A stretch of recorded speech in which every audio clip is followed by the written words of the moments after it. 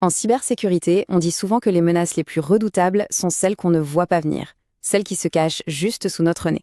Aujourd'hui, on va décortiquer une technique qui illustre cette idée à la perfection. C'est la grande question pour tous les experts en sécurité. Et une nouvelle technique d'évasion, baptisée ZombieZip, vient de donner une réponse plutôt glaçante, en exploitant la confiance au cœur même de nos systèmes de défense. Regardez bien ce chiffre, 50 sur 51. Qu'est-ce que ça peut bien vouloir dire? Ce n'est pas un score, non, c'est plutôt un avertissement. Et voilà la réponse. Lors des tests, 50 des 51 plus grands moteurs antivirus du marché se sont fait complètement berner par cette technique. Une seule petite astuce a suffi à les rendre aveugles. Allez, on plonge pour comprendre comment c'est possible. Le responsable de ce tour de passe-passe numérique a donc un nom, le ZombieZip. Ce n'est pas un nouveau virus, attention. C'est une technique d'illusion, une sorte de camouflage découvert par le chercheur en sécurité Chris Aziz. Alors, qu'est-ce que c'est en clair? Le ZombieZip, c'est l'art de manipuler un fichier compressé pour qu'il mente sur sa propre nature.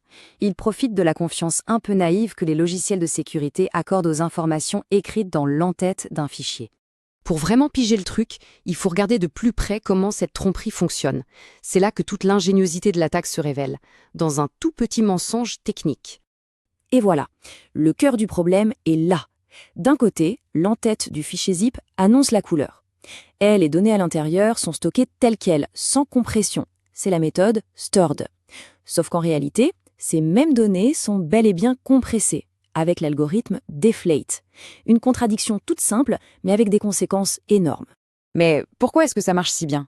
Chris Aziz l'explique parfaitement. Les antivirus font confiance à cette entête. Ils lisent stored, et donc ils essaient d'analyser les données comme si elles étaient brutes. Forcément, comme elles sont compressées, tout ce que le scanner voit, c'est un charabia de données, du bruit. Il ne trouve aucune signature de malware et il se dit « Ok, circulez, il n'y a rien à voir ».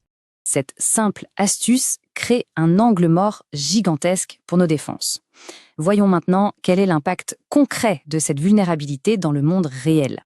Et on ne parle pas de petits logiciels de niche, loin de là. La liste des victimes, c'est le who's who de la sécurité. Microsoft Defender, Kaspersky, McAfee, quasiment tous les grands noms sont tombés dans le panneau. Ça montre à quel point cette méthode est diablement efficace.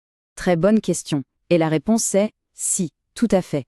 Si quelqu'un essaye d'ouvrir cette archive piégée avec WinRAR ou ZipRecruiter, par exemple, il aura un message d'erreur. Le fichier semblera corrompu. Alors, quel est l'intérêt pour un attaquant? C'est là que la deuxième phase de l'attaque entre en jeu. Le fichier zip n'est pas fait pour être ouvert par un humain.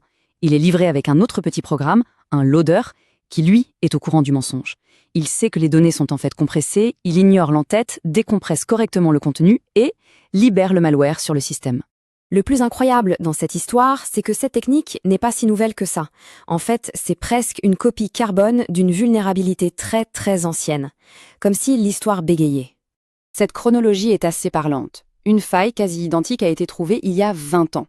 À l'époque, elle ne touchait qu'un seul antivirus, elle a été corrigée et on est passé à autre chose. Aujourd'hui, on se rend compte que la leçon n'a pas vraiment été retenue par le reste de l'industrie. Alors, face à cette répétition, que faire? Comment l'industrie de la sécurité peut-elle réagir? La solution, c'est un changement de mentalité. La recommandation officielle du CERT Coordination Center est très claire. Il faut arrêter de faire une confiance aveugle à ce que raconte un fichier sur lui-même. Les antivirus doivent devenir plus sceptiques, vérifier que le contenu correspond bien à l'étiquette. La leçon à retenir de toute cette affaire, au fond, elle est très simple. En sécurité, la confiance ne se décrète pas, elle se mérite. Il faut vérifier et non pas croire sur parole. Et tout ça nous laisse avec une dernière question un peu vertigineuse. L'affaire du ZombieZip nous rappelle que des failles fondamentales peuvent rester cachées pendant des décennies. Alors, si une si simple manipulation a pu passer inaperçue à si grande échelle, quelles autres illusions, quelles autres failles de confiance se cachent encore dans nos systèmes, attendant tranquillement leur heure?